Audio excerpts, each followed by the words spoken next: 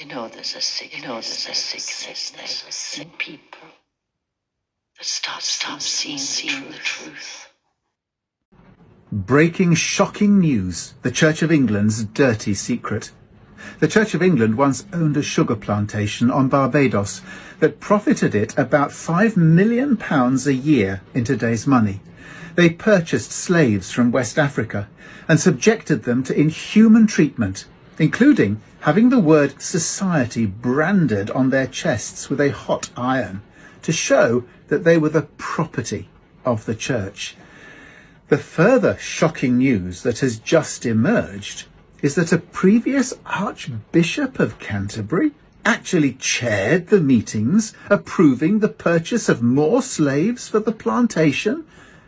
They were needed because so many had died as a result of their inhuman treatment. The church also enslaved children as workers too. The wealth the church enjoys today and its ownership of vast parts of the land and real estate of England and its prestige is because of this shameful blood money from the past. The Catholic Church and many of the popes were no better, abusing the innocent and forcing them into slavery. People often trust religion, religious people, and the church. They shouldn't. It has little, if anything, to do with God or Jesus. It is a human system spawned, controlled, and dominated by men. It is responsible for atrocities throughout history, even up to our present day. Only trust that which you have researched, investigated, reviewed, assessed, experienced, and concluded is safe, honourable, has integrity, and has crossed the ultimate threshold of being able to pass the test of love's scrutiny. And I agree. I've always said to you, please go and do your own research. But as I have shown you before in previous videos, and I'd like to say I'm simplifying it because when I get too deep, they just don't like it and they cut me off. They say there's all type of intercourse happening in the videos. Naked bodies, do you see any? Anyhow, he told you the truth, and so I will just expand on it, and I believe you're ready for it, so welcome. And then when you go back possibly and watch the previous videos, which were deeper, had books and all sorts in them, this will make more sense to you. So don't think I just do a little Wikipedia research. Sorry, scratching my face. I do go in. Okay. So this ship was a ship that was synonymous with the Portuguese discoveries. So when I say that, what I'm talking about is the era where people jumped on ships and went to discover lands and decided that they owned them. These explorations were called the Portuguese discoveries. This is how Portugal became an empire and became rich, and the cross on the ship is called the Cross of Christ. Now, I don't know if you're aware, but Portugal was actually part of the discoveries. What they don't tell you is who was there before. And I do know, and I'd like to go in, maybe on another video. Let's see how it goes. Let's see how the creator moves for me. What happened if somebody dropped sugar in my coffee? They said, well, you'd be okay. I said, what if somebody dropped strychnine in my coffee? They said, well, you'd be dead. I said, correct. I said, what if my worst enemy drops in the sugar? They said, will you be okay? I said, what if my best friend, even by accident, drops in the strychnine? They said, well, you'd be dead. I said, correct. See, it doesn't matter who hands you the bad stuff. Every day, stand guard at the door of your mind. How important. You decide what goes into your mental factory. Don't let anybody just dump anything they want to in your mental factory, because you've got to live with the results. If you didn't know, the cross actually represents the sun, and one of the oldest symbols is the sun cross. Some archaeologists believe the sun cross represents a cosmogram, a celestial map depicting the sun's majestic journey across the sky. Interestingly, similar symbols appear in various African cultures, suggesting a universal fascination with the sun's movement. The central cross within the sun cross sparks curiosity. Theories propose it represents a sacred intersection point between different realms or a connection to the world tree, Yggdrasil. A powerful symbol of interconnectedness, reminding us that all of creation pulsates with a shared life source. See, there is a word. The word is humorism. Let me find it. Honestly, I've been studying for many decades. When I was young, to be honest, but people used to make me feel like I was stupid. And them same people don't even believe in church and God no more. Anywho, let me read it verbatim. In the fields of philosophy and mythology, humorism is an approach to the interpretation of mythology in which mythological, Lord have mercy, accounts are presumed to have originated from real historical events or personages. Did you hear that? So when I've been saying, just because something says it's a myth, it doesn't mean it's not true. It's told as a story. But wait, there is more. You ready?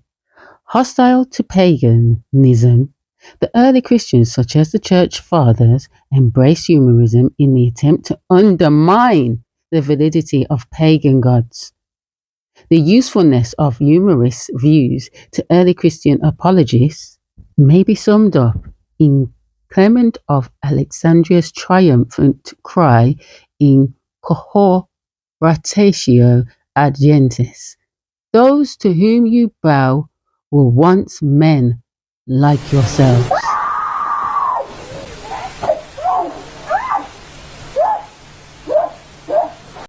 So what? You never believed the bishop and what he said earlier? You never believed the ship you did see with your own two eyes? You know who they used to carry on the ships, right?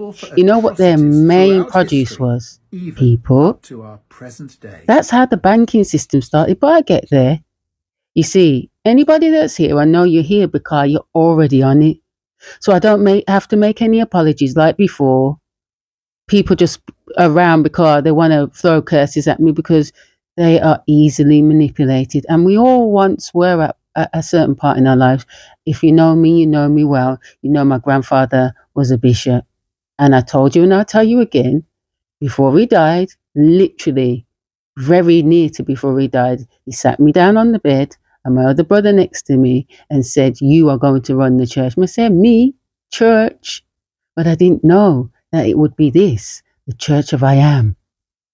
Because after this, you will know who you are. So if we speak on this tree, what that world really means, or that tree means, is the underworld. As always, manipulation. The other word they used was the Netherlands. Now we know that when we say nether regions, we mean down below, don't we, our private area. So, here's the thing though. If we look on this map and we look below, what do we see? Okay, you see Europe, but you also see Africa. But when they're talking about Africa, they're not talking about modern day Africa. They're talking about ancient Africa, Ifriqiya, which is ancient Libya. Okay? But the thing is, I have another thing to show you. When it was talking about the world tree, you'll see that it says in that corner, Access Mundi, giving you directions but not quite giving you them, but you know that it's below. It's frightful. It's like hell. But when you see the Milky Way, it means you're almost there. But if you were to use a normal map, you wouldn't find it. You remember the guy who wrote Narnia? Did you know that he actually wrote that as an allegory for the Bible? Satan is represented by the White Witch. She pretends to care about Edmund but really has sinister intentions, just as Satan pretended to care about Adam and Eve with sinister intentions. She even calls Edmund the son of Adam. Peter represents the Apostle Peter, who led the church after Christ's ascension into heaven. Edmund represents Judas, whose betrayal led to the death of Christ. Edmund's behavior led to the death of Aslan. Then, of course, Aslan represents Jesus being sacrificed in Edmund's spot, just as Christ was sacrificed in our place. He then rose from the dead, thus defeating evil. Even the ladies in the Bible who early in the morning found the empty tomb are represented by Lucy and Susan. Early in the morning, they find the empty table where Aslan was sacrificed, and they find it empty. Now, the truth is, it all comes back to the cross. And these are many versions of the cross, which some people call not just a sun cross, but the sun wheel, like the wheels of a chariot. Or could it be a spaceship? Do you remember that saying, X marks the spot? Well, that's what this is really all about. So earlier when speaking on the tree, they mentioned realms. The thing is, it's always going to be about what that word means. It means kingdom. A primary biogeographical division of the Earth's surface.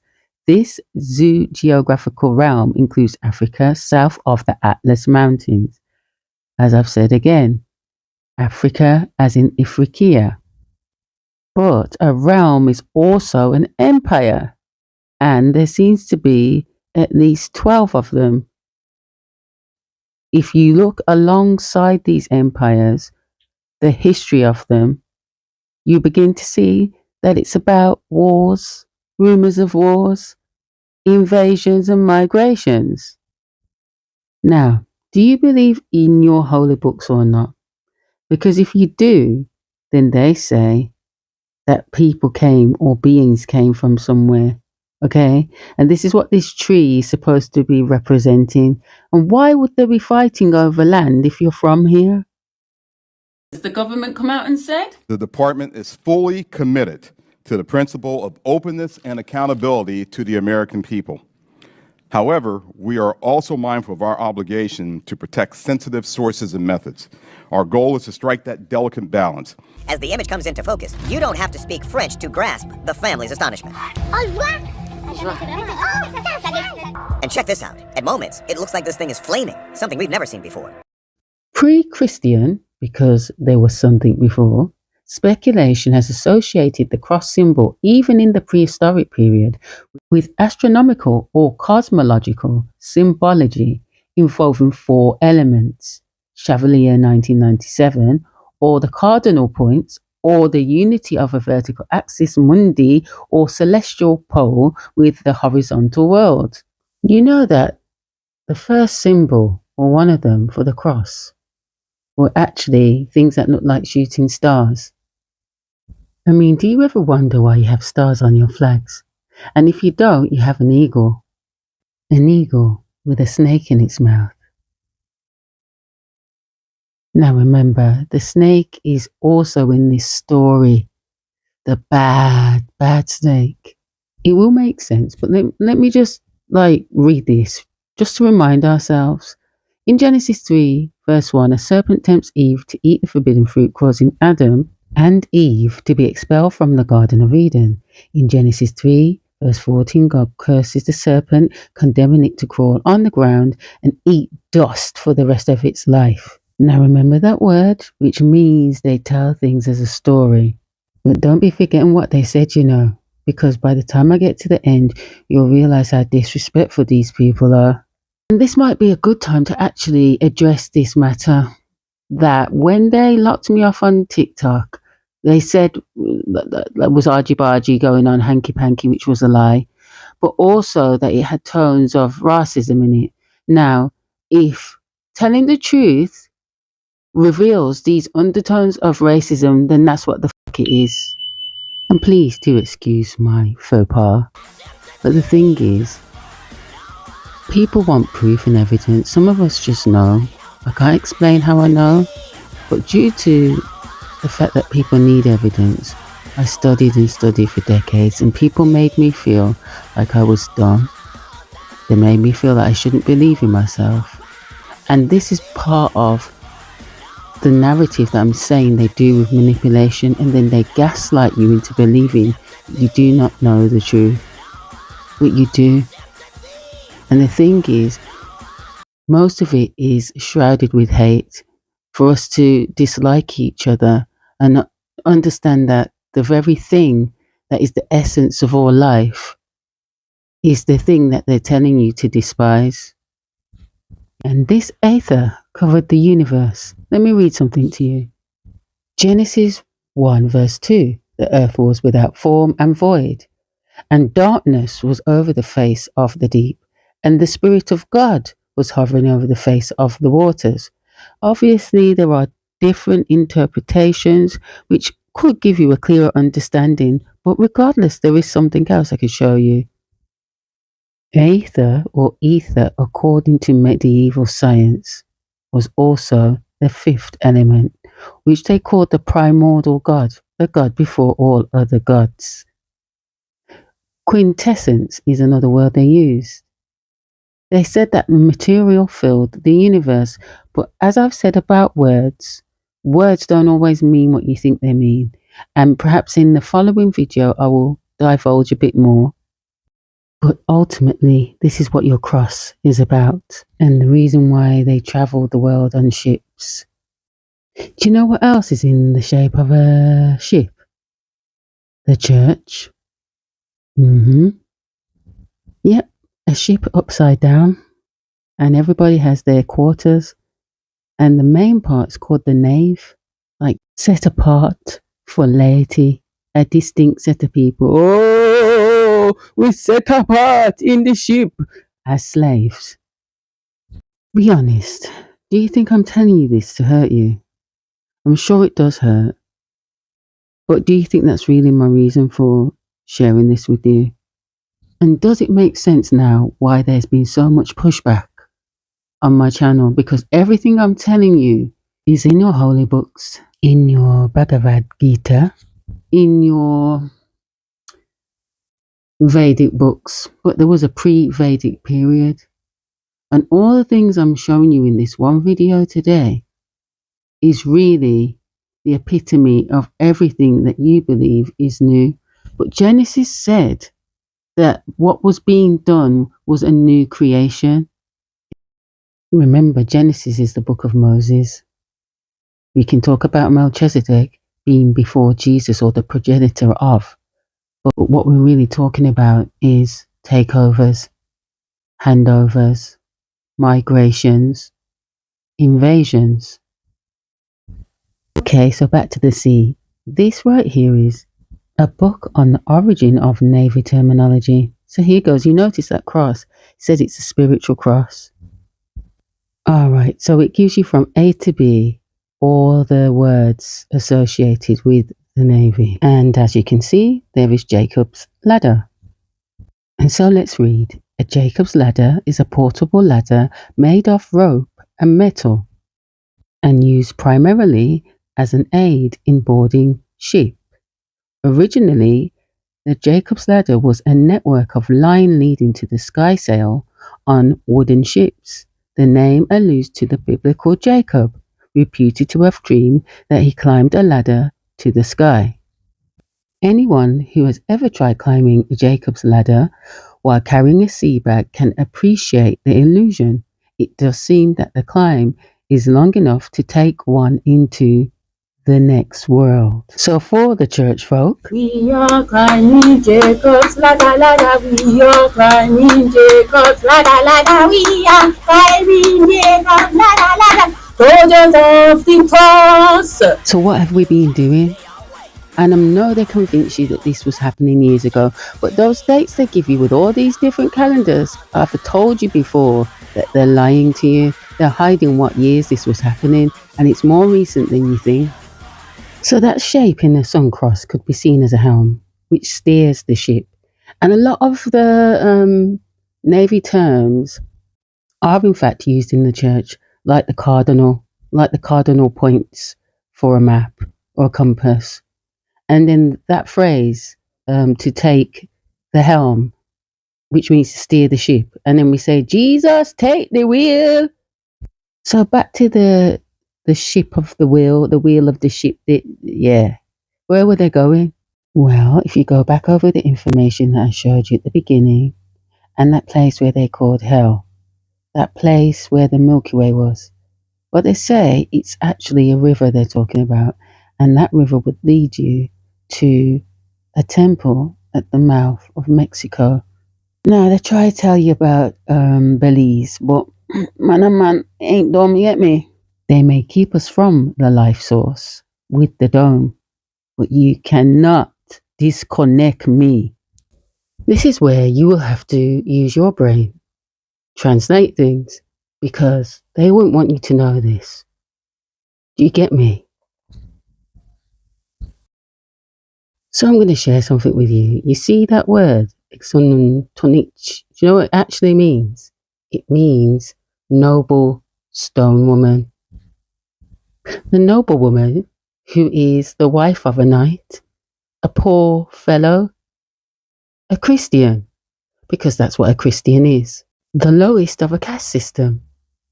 And there are higher ones within their caste. Do you see now? You see that the titles, like being from a royal, it's the lowest title you can give yourself. To be honest, calling myself the Empress is a wrong title to give myself. People like me were given that title by people like this if we bought into the religion. Proverbs 31 is about the noble woman who gives to her servants. Now, thank you for staying this long. I'm about to wrap this up. Well, what I want to say to you is, I know what you're going to say, but the Mayans are this type of people. But what you don't understand is that prior to the Europeans coming over, the mixed race children came first, and some of them came with good intentions and married the Cans. They were called mestizos. So this is the reason why they're called Meso-Americans, Middle America, mixed race people. So these are the people that got kicked out of Europe, migrated to the Near East, got kicked out of other places, and so traveled to America or Mexico and then mixed again and became Mexican. Descendants of Spain, the Near East, Egypt and India. Everybody that claims heritage, you're actually cast as mixed race children who came from Spain. Until the mixed race French came. Various books talk about the migrations into India and then out of India. And some of the names of the castes are very similar to the ones in Mexico. And so many people now are also descendants of mixed race people. The thing about dividing people up is that they don't have a common thread or they think they're not connected. These guys were called Lascars, and they say without them, the British industry, fleet industry, would not have functioned. But once they used them to get from A to B, they just dumped them and left them for dead, really. You notice the scripture under the picture. All right, so what's church really about? And once again, where were they going? Let's remember the sun cross is a star. So they were following a star, weren't they? This symbol means village in ancient Egyptian, Gardenia symbol 049. The same symbol is in use as a modern astronomical symbol representing the Earth rather than the Sun. In pharmacy, sun cross symbol represents various miscellaneous drugs. So if you go and click the name Gardenia symbol, it takes you somewhere, and suddenly this sun cross turns into a hieroglyph. And guess what the hieroglyph means? Yes, you've guessed it. It means ships. So when you're thinking, oh, this ancient symbology is so deep, is it though? And is it even ancient? You see, there were 5 periods of Egypt, and only one can be the one. Not only the pure essence that the gods breathed, but the name of the Ethiop with the burnt skin, the burning star. And when they got to the cross, they found God.